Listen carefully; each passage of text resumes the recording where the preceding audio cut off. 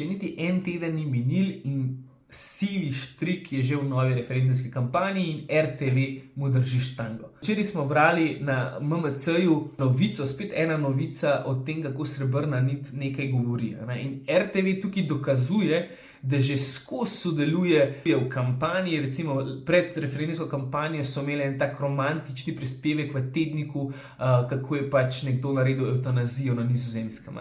In to je pač nesprejemljivo, zaradi tega, ker ta novica res ni novica. Niso povedali čisto nič novega, kar že cel teden govorijo. Kaj so povedali? Povedali so to, da nekateri ne bi smeli govoriti v referendumski kampanji, in da grozijo s tem, da bojo razveljavili rezultat referenduma, zaradi tega, ker pač so se oglasili tisti, ki jih oni niso hoteli poslušati in očitno so pač prepričali ljudi. In to je največji problem in to je grožnja njim.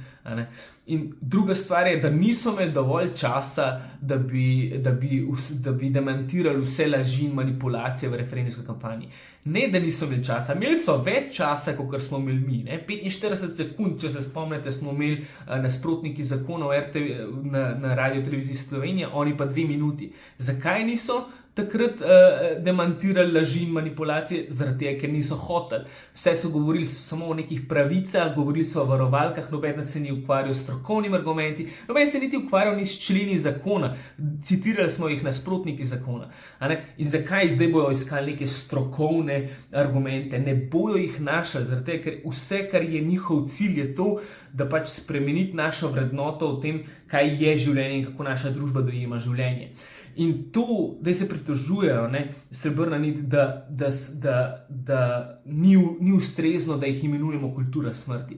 Ne, še več. Oni so kult smrti, zaradi tega, ker niso niti en teden ne morejo počakati, da ne bi spremenili, da ne bi začeli prodajati spet recikliranega zakona, ki govori o smrti, namesto da bi se zdaj ukvarjali, o tem, kar so volivci dejansko želeli. Paliativna oskrba in dostojno življenje. Oni želijo samo smrt. In ne moramo tega drugače imenovati kot kult smrti.